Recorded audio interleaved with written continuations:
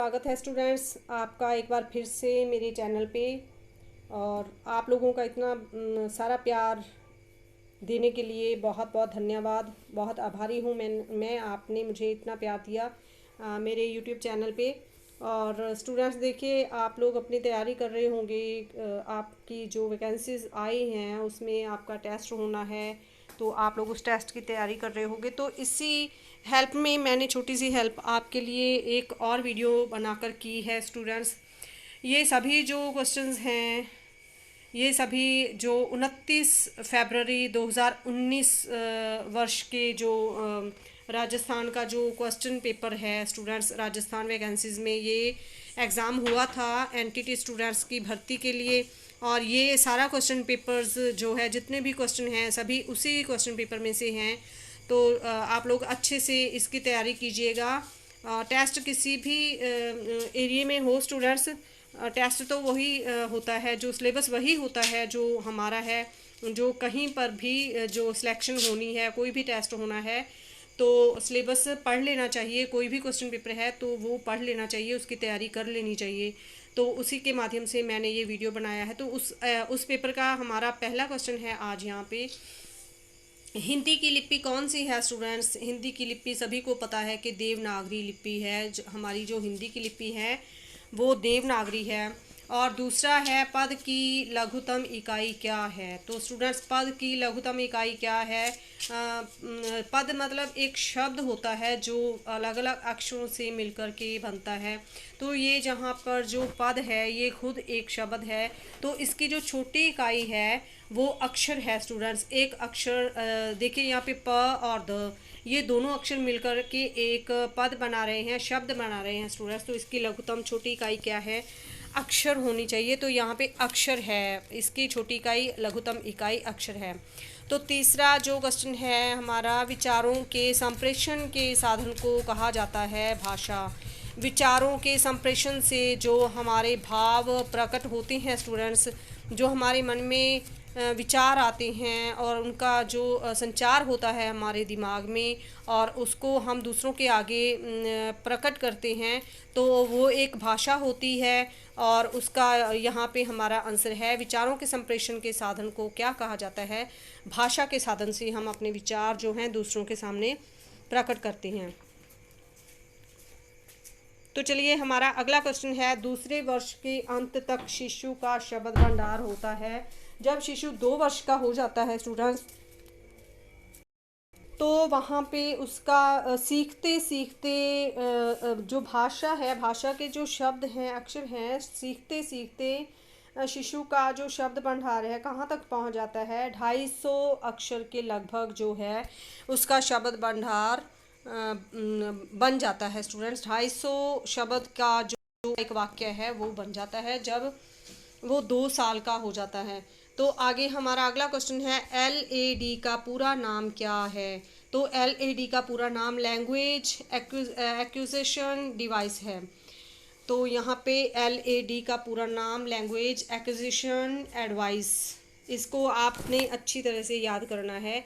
छठा क्वेश्चन है, एक बालक जब भी बोलना शुरू करता है तब शब्द का प्रथम अक्षर बहुत लंबा हो जाता है, तो उसके मुख से बाहर शब्द नहीं निकलता है, तो यह किस प्रकार की वाणी का दोष है? देखिए यहाँ पे हमसे पूछा गया है कि यदि कोई बालक बोलता है, बोलना शुरू करता है, तो उसका जो शब्द है उसके मुंह में अटक जाता है और वो लंबी ध्वनि निकालता है, और लंबी ध्वनि निकालने के बाद वो बोल पाता है। तो इसका मतलब क्या है? कौन सी वाणी का दोष है ये? तो वहाँ पे हकलाहट जब होती है तभी किसी में ये लक्षण पाए जाते हैं, तो इसको हम हकलाहट या हकलाना बोलेंगे। तो अगला क्वेश्चन है हमारे पास, भाषा प्रक्रिया के अंतर्गत इनपुट आगत या निवेश क्या होता है? भाषा के प्रक्रिया के अंतर्गत इनपुट आगत या निवेश क्या होता है स्टूडेंट्स? तो यहाँ पे हमारा आंसर है भाषा को ग्रहण करना। तो उन्होंने हमसे पूछा है कि भाषा प्रक्रिया के अंतर्गत इनपुट, जो इनपुट डिवाइस होता है वो दूसरी जो इन्फॉर्मेशन है अपनी ओर खींचता है स्टूडेंट्स। आगत या निर्देश का मतलब है अपनी ओर खींचना, उसे किसी भी इंफॉर्मेशन को ग्रहण करना स्टूडेंट्स। तो इसका आंसर है भाषा प्रक्रिया के अंतर्गत इनपुट आगत या निवेश क्या होता है? भाषा ग्रहण करना। तो ग्रहण करना है स्टूडेंट्स यहाँ पे आपका आंसर। अगला क्वेश्चन है सूची 1 या सूची 2 से मेल कीजिए और दिए गए ग्रुप से ये स्टूडेंट्स ये क्वेश्चन नहीं है, आपको ये याद नहीं। आपका अगला क्वेश्चन है 13 वर्ष की अवस्था तक पहुँचते पहुँचते बालक का कौन सा विकास लगभग पूरा हो जाता है? तो जब तक बच्चा 13 वर्ष की अवस्था तक पहुँचता है तो वहाँ पे कौन सा विकास पूरा करता है? वो मानसिक विकास। तो 13 वर्ष की उम्र में बच्चे का सारा मानसिक विकास जो है वो पूरा हो जाता है। तो जाहिर है कि 13 वर्ष से ऊपर वाले बच्चे जो हैं वो किशोरावस्था तक पहुंचने की जो अवधि है वो शुरू कर देते हैं स्टूडेंट्स। 13 वर्ष के बाद 14 वर्ष की उम्र से बच्चों में किशोरावस्था प्रारंभ हो जाती है। तो 13 वर्ष तक बच्चे का कौन सा विकास लगभग पूरा हो जाता है? मानसिक विकास। तो चलिए अगला क्वेश्चन है मारिया मॉन्टेसरी के अनुसार शिक्षकों के लिए प्रयोगात्मक मनोवैज्ञानिक का आवश्यक है। तो आपको यही सोच लेना है कि मारिया मॉन्टेसरी ने कौन से प्रोजेक्ट का उद्घाटन किया था, कौन सी जो संरचना है उन्होंने की थी। तो उन्होंने प्रयोगात्मक विधि को महत्व दिया था स्टूडेंट्स। तो आपको पता है कि जो मारिया मॉन्टेसरी थी उन्होंने प्रयोगात्मक विधि को महत्व दिया था, यही उन्होंने शुरू की थी। तो यहाँ पे हमारा आंसर है शिक्षकों के लिए प्रयोगात्मक व मनोवैज्ञानिक का होना आवश्यक है, और ये हमारा आंसर है। तो चलिए अगला क्वेश्चन है 20वीं सदी को बालक की शताब्दी कहा जाता है, किसने कहा है? तो यहाँ पे क्रो एंड क्रो ने। तो इसका आंसर है 20वीं सदी को बालक की शताब्दी, 20वीं सदी को बालक की शताब्दी कहा है क्रो एंड क्रो ने। तो चलिए अगला है एक बालक की भूरी आंखें हैं, उसके जुड़वा भाई की नीली आंखें हैं। यह जानकारी से एक व्यक्ति का निर्णय लेता है कि दोनों बालक असामान्य युमज हैं। तो असामान्य यमज जो हैं वो ही बच्चों में होंगे। तो यदि समान होंगे तो दोनों की आंखें एक सी होंगी, तो यदि असामान्यता उनमें से होगी तो उनके जो लक्षण हैं वो अलग अलग दिखाई देंगे। तो यहाँ पे हमारा आंसर है असामान्य यमज। तो अगला क्वेश्चन है निम्न में से लिंग गुणसूत्रों से कौन से संयोजन का नर संतति का होता है? कौन सा संयोजक है जो नर संतति का होता है? मेल का यहाँ पे हमसे गुणसूत्र पूछा गया है स्टूडेंट्स। तो यहाँ पे XY है। मैं आपको बता दूँ यहाँ पे 4 ऑप्शंस थे, तो वहाँ पे जो राइट ऑप्शन था वो मैंने आपके लिए यहाँ पे नोट किया है। XY जो है जो नर संतति गुणसूत्र को दर्शाता है, मेल के गुणसूत्र के लिए XY है स्टूडेंट्स, ये याद रखिएगा। तो चलिए हमारा अगला क्वेश्चन है सबसे पहले विकसित होने वाला शरीर का अंग है सर।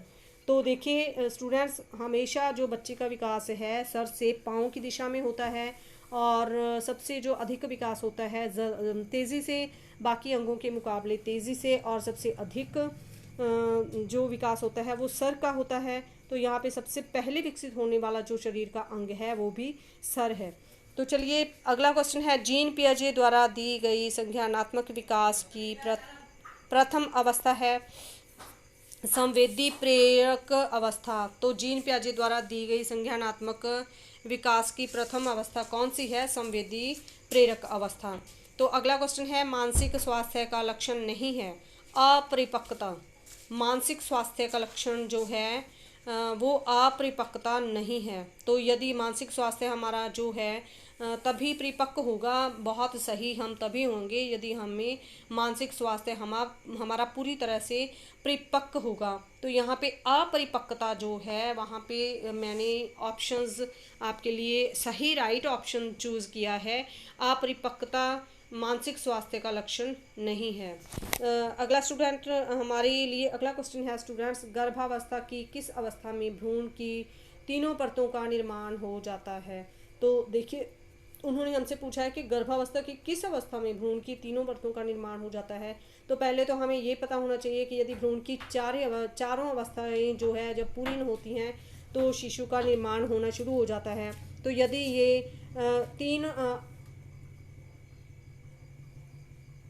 तीनों अवस्थाएं जो हैं, यदि यहाँ पे तीनों अवस्थाएं ही पूरी हुई हैं, तीनों परतों का निर्माण हुआ है, तो भी ये जो भ्रूण है वो भ्रूण अवस्था में ही होगा। तीन परतों में ये भ्रूण अवस्था में ही रहेगा।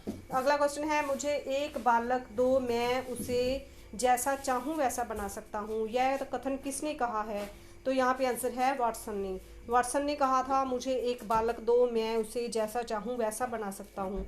तो ये आपको याद रखना है, वाटसन ने कहा था।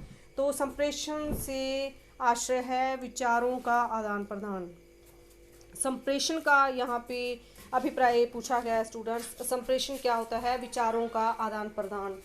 तो अगला क्वेश्चन है, निम्न में से कौन सी शौशवावस्था की विशेषता नहीं है? तो नैतिकता की पूर्णता। तो देखिए, शिशु शौशवावस्था में बच्चे की जो मानसिक स्थिति होती है वो शिशु अवस्था में होती है, और वो कुछ भी जो बड़ों वाली बातें हैं कुछ भी नहीं जानता है, और यहाँ पे नैतिकता वाली बातें जो हैं उसे नहीं पता होती हैं, ना समझ बच्चे होते हैं।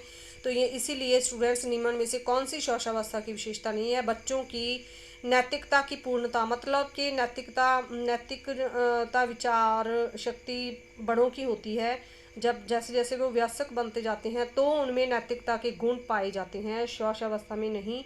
तो यहाँ पे नैतिकता की पूर्णता जो है शौशवावस्था की विशेषता नहीं है। तो चलिए, शौशवावस्था होती है 5 वर्ष तक। देखिए स्टूडेंट, 0 से 5 वर्ष तक जो है शौशवावस्था होती है। तो छठे वर्ष से बाल्यावस्था शुरू हो जाती है। मैंने आपको पहले भी बताया है कि जो यहाँ पे कोई 0 से 3 साल लेता है, लेकिन 0 से 5 वर्ष की जो 5 वर्ष तक की आयु होती है वो शौशवावस्था होती है, और छठा साल है वहाँ से बाल्यावस्था शुरू हो जाती है। तो देखिए, ये स्टूडेंट्स बहुत ही आसान से सवाल हैं, आपको याद हो जाएंगे। आप लोग इनकी तैयारी कीजिए स्टूडेंट अच्छे से। और इसका जो बाकी का जो क्वेश्चन पेपर रह गया है, क्वेश्चंस रह गए हैं, उनकी तैयारी भी मैं आपको करवाऊंगी। और यदि आपको हेल्प की ज़रूरत है तो मुझे कमेंट बॉक्स में कमेंट ज़रूर कीजिए, मैं आपकी हेल्प करूंगी। तो पहले जो वीडियोस बनाए थे, काफ़ी सारे जो क्वेश्चंस हैं आपके एग्ज़ाम में पूछे गए हैं। बहुत सारे क्वेश्चंस हैं जो मेरे वीडियोस से ही क्वेश्चन पेपर में आपसे पूछे गए हैं। तो उम्मीद है आपकी काफ़ी हेल्प हुई होगी। तो स्टूडेंट्स, यदि आपको लगता है कि आपकी हेल्प करूं और वीडियोस बनाऊं तो मुझे कमेंट बॉक्स में कमेंट ज़रूर कीजिए, और आप लोग इन सवालों की तैयारी ज़रूर कीजिएगा। तो चलिए, मिलती हूँ आपके साथ एक नए वीडियो के साथ। मुझे आज्ञा दीजिए। Thank you.